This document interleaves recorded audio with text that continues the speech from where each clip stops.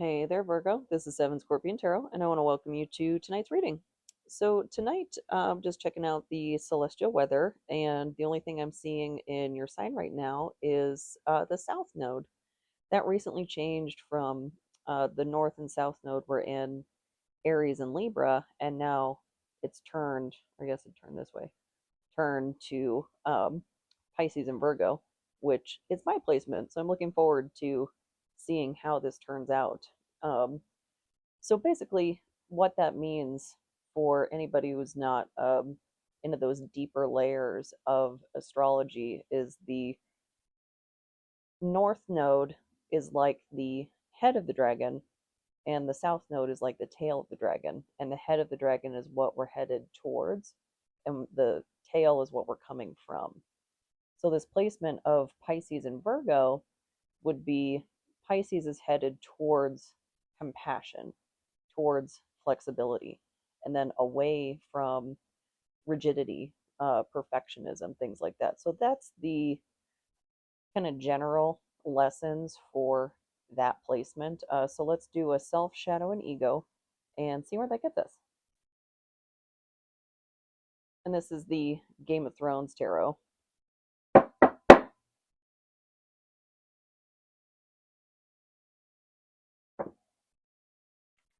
And I can't remember how often the nodes change sign. I think it's like that once every 18 years. It'll be in your natal return. So it'll turn back to your sign, something like that. Well, let's see. We get a card for the self.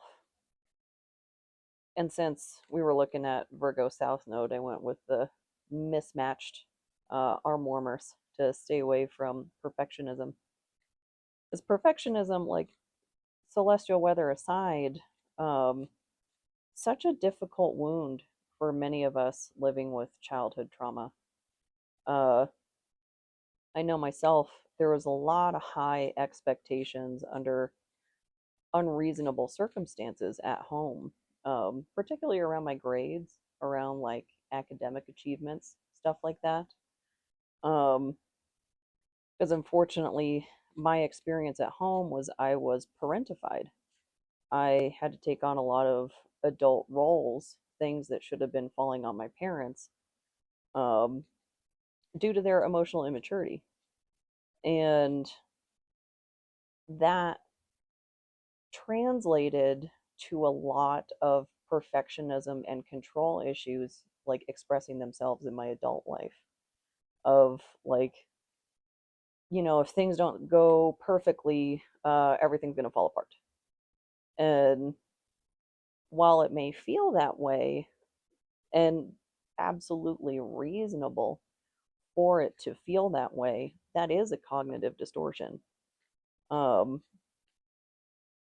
some things may fall apart, like how these just kind of like slipped out of my hands, off the deck.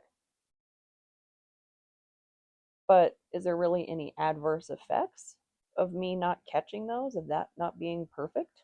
I don't think so. Eight of Cups and Knight of Swords, both in reverse. So leaving something behind, and that looks like Jon Snow leaving Castle Black. And interesting too that the pints, they're one separate from the others.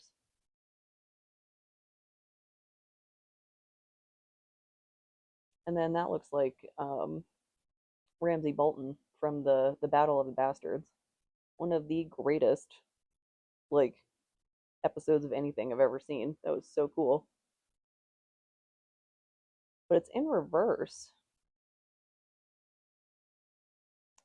So the messenger of the mind is leaving something behind. So that perfectionism, maybe. Um,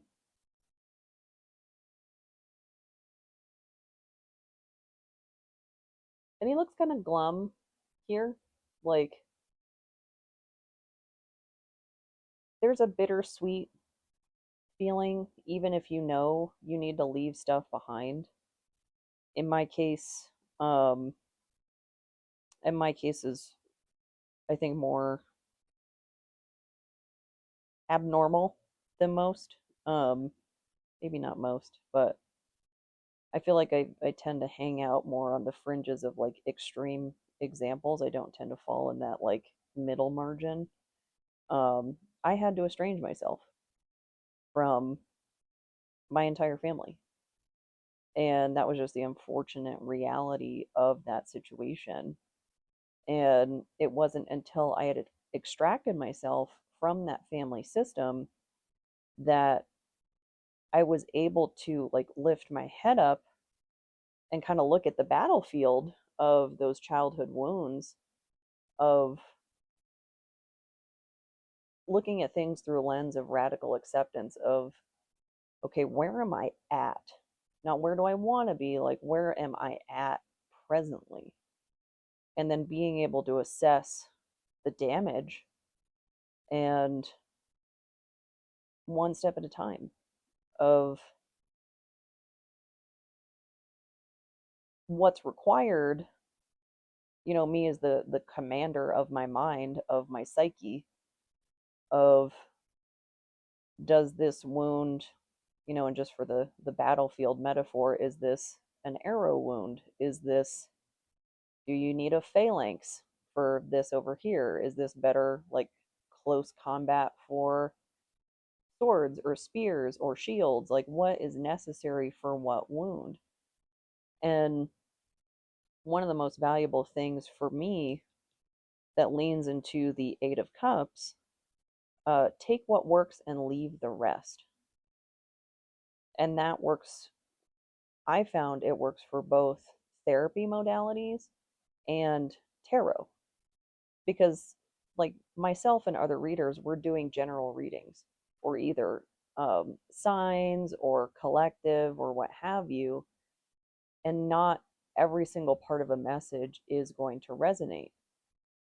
That doesn't mean there's nothing necessarily in it for you. It just means you don't need to take the whole thing and internalize it. Is a big hurdle for me, and I'll start shuffling for the shadow. But a big hurdle for me that, like, once this clicked, it was like a big breakthrough in therapy for me. Um, was the like stop trying to put a square peg into a round hole. Like if something doesn't work for my traumatized brain, it doesn't mean I'm doing it wrong. It means I need a different method. That's it. Like, and I did not come from an open and accepting environment. It wasn't until I had extracted myself that I was able to look at myself with radical acceptance, with non judgment, and go, what does work? Not what's supposed to work, like what does and doesn't work. It's just very flat approach. Um, and just in terms of finding like what is useful to you or not, that very kind of cold, like, yes, no, is it working for me? Is it not?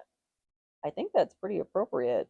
Uh, I don't want to handle my emotions that way, but when it comes to therapy modalities, am I getting the right treatment from this doctor?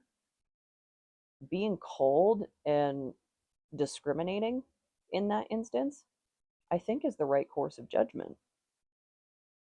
Because if it doesn't work for you, if it's not benefiting whatever your goal is for therapy, for your healing journey, what have you, why are you doing it? There's no quiz.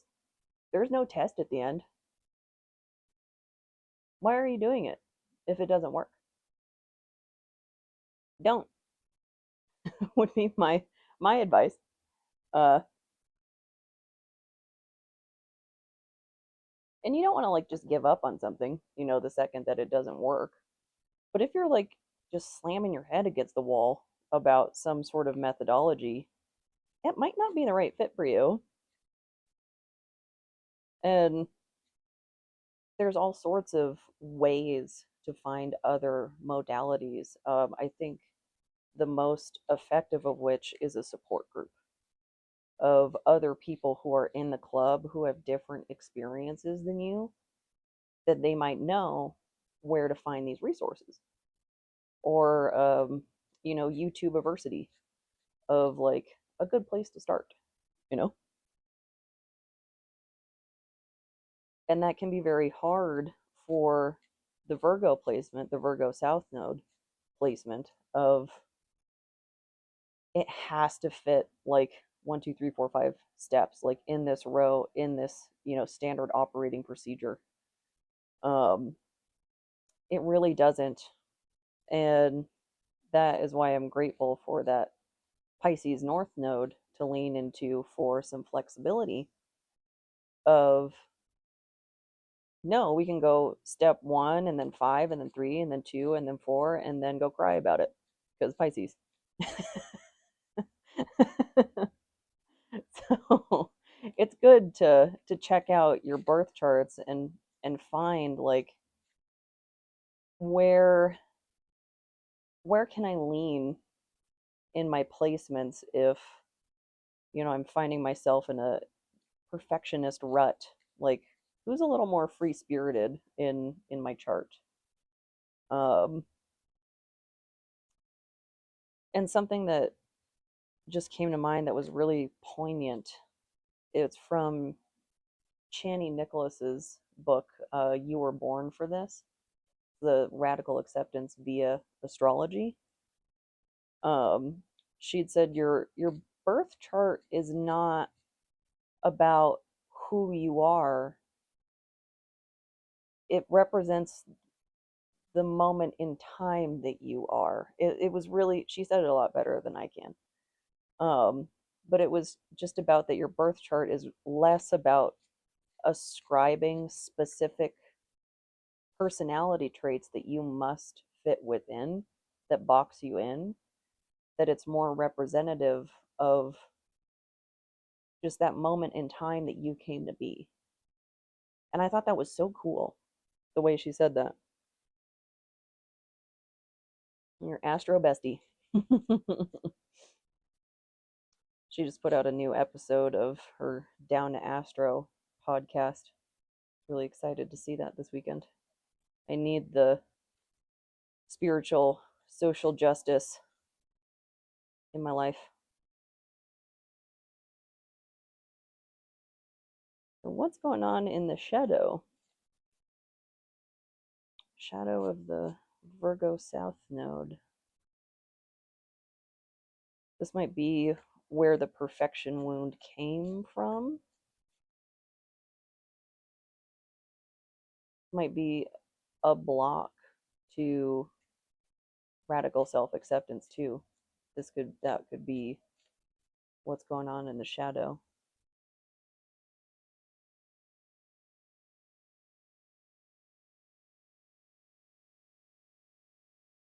And this can be such a shadowy deck too, Game of Thrones.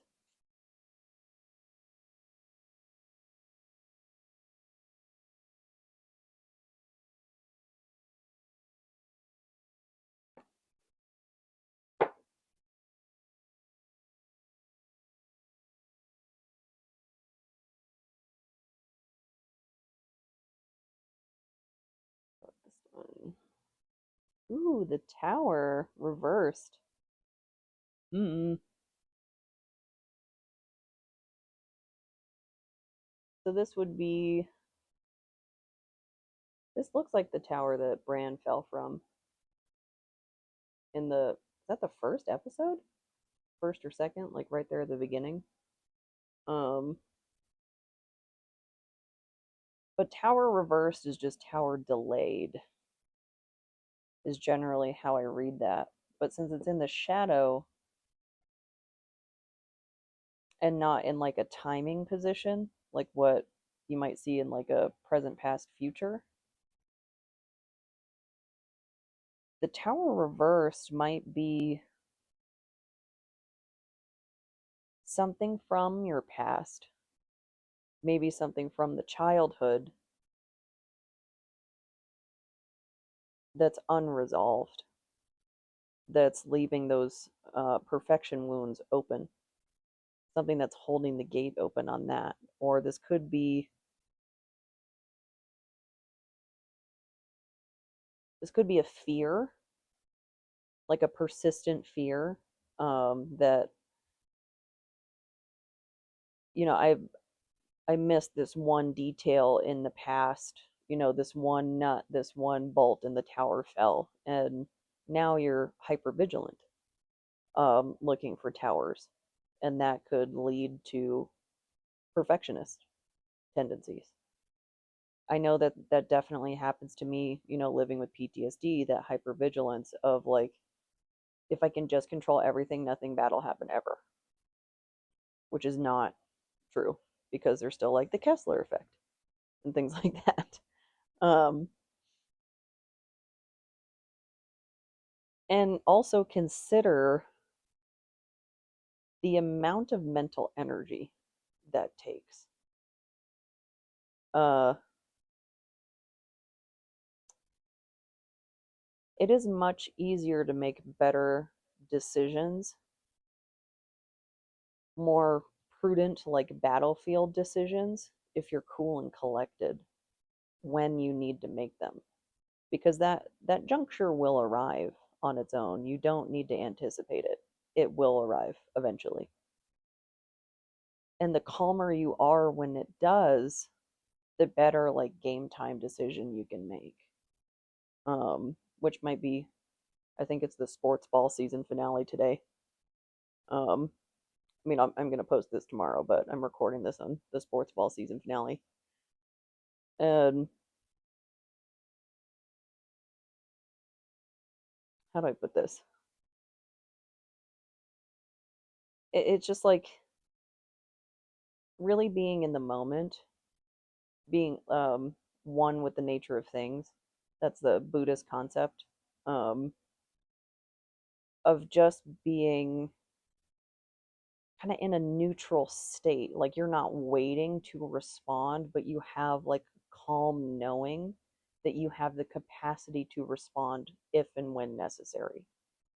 There's a lot of nuance in that between like the Occidental and the Oriental thinking, like the Eastern Western.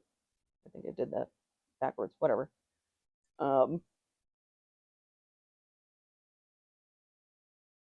I'll start shuffling for the ego. Then this will be the include the persona part of the psyche as well, the most outer facing, like external interactions with the world.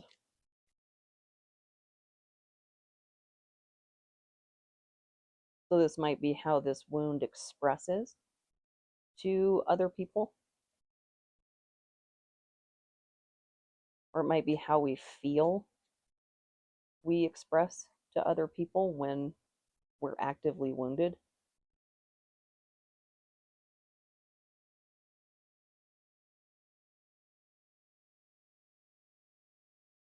If you're looking for a good um, book on Buddhism, the Tao of Pooh is my favorite, like as in Winnie the Pooh. Benjamin Hoffman, I think, is the author's name. That's a book I've lent out, never got back, and lent out, never got back many a time, and replaced every time. Uh, but really cute for nice little introduction to Buddhism. So we've got the Queen of Cups in reversed. So it's Sansa praying.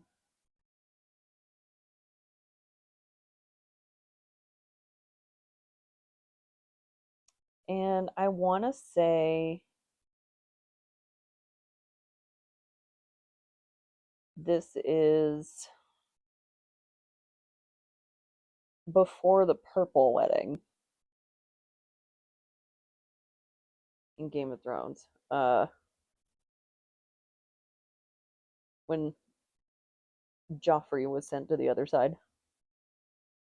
And she wasn't eating very much.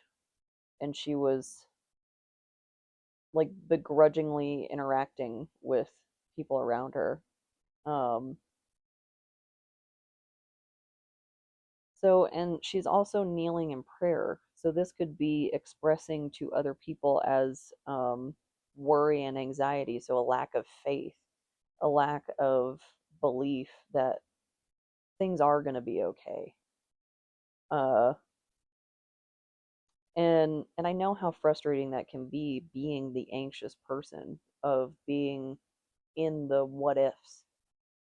Uh, Particularly if you're around folks who do not also suffer from anxiety and who might not understand that you can't just relax. Like, that's just not how anxious brains work.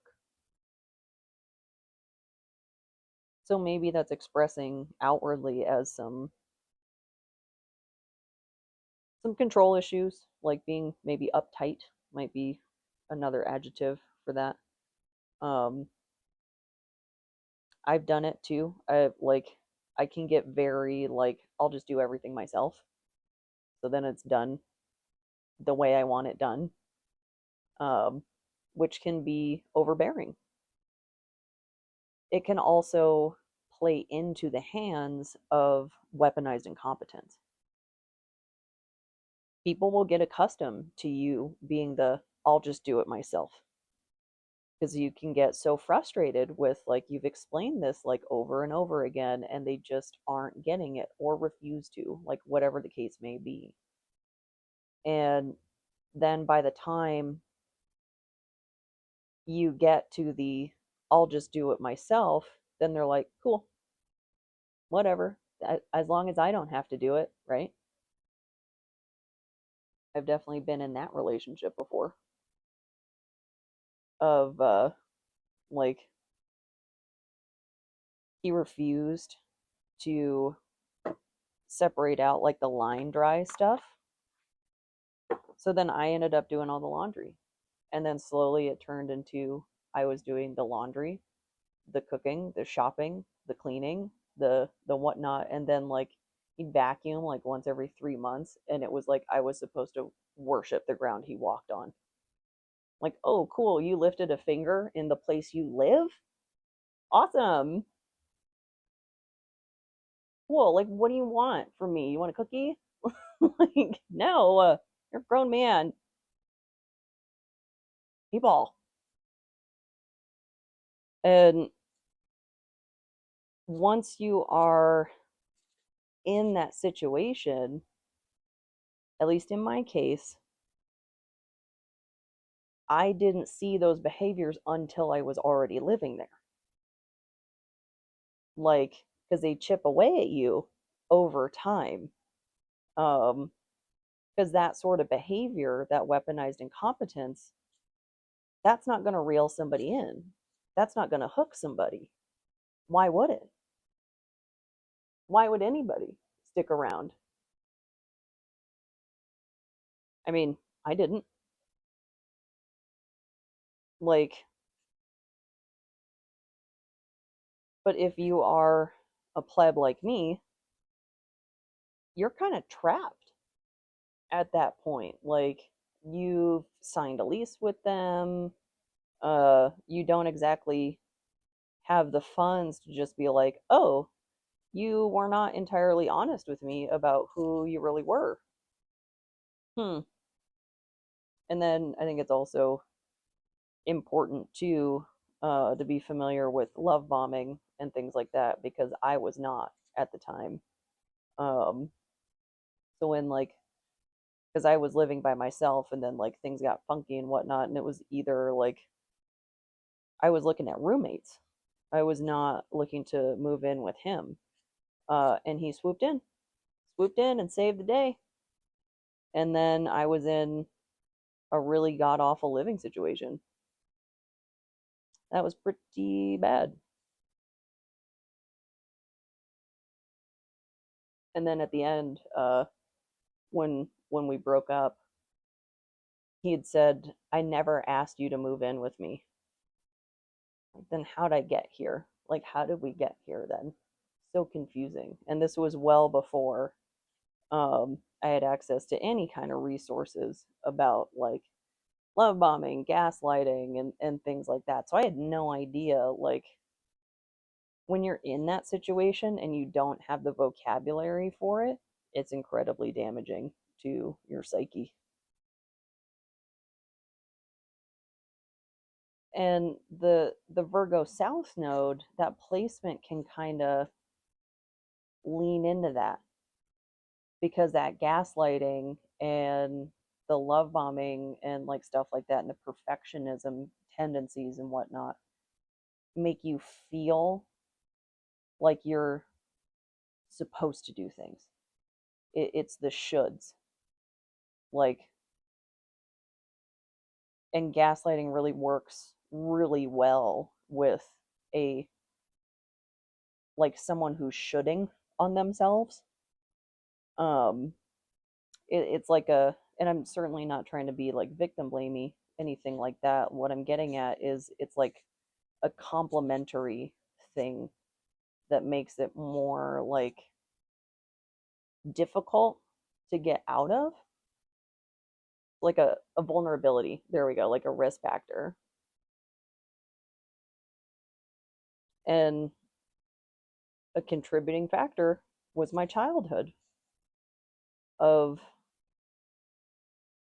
I was expected to be this perfect child while also being an adult in the house, acting as a parental, um, and getting good grades.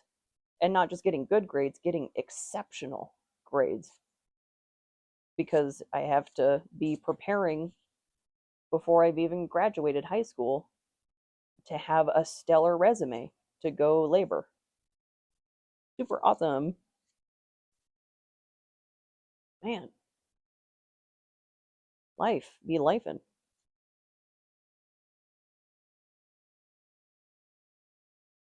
Which is why I'm grateful to have an outlet like this to vent off some steam.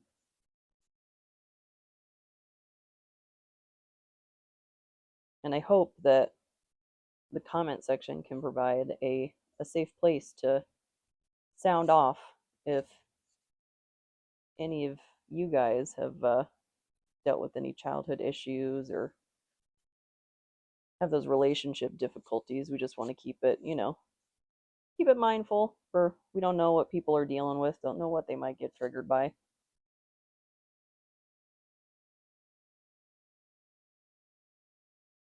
And this is the Lunar Nomad Oracle.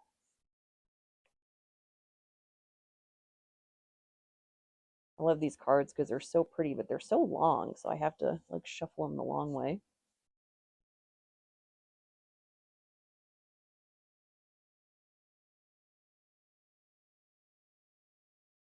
I'm just gonna cut it.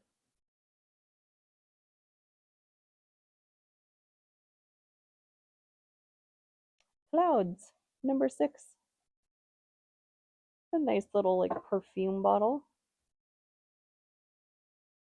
So maybe this is a treat yourself moment for all that work you've done on working through perfection. And you can reward yourself in the middle of the journey. You do not have to wait till the end. That might be the message here. And 6 for my numerology peeps. I think that's like personal growth, personal evolution. Because I have held rewards away from myself in a like I'll do this for me when I get there, whatnot. And like you want to motivate yourself. You don't want to just like instant gratification yourself out of motivation. You also don't want to perfectionism yourself out of motivation either, which is like the other side of that coin. So I think the message here is about finding balance in the middle of you know that perfectionism needs to be left behind.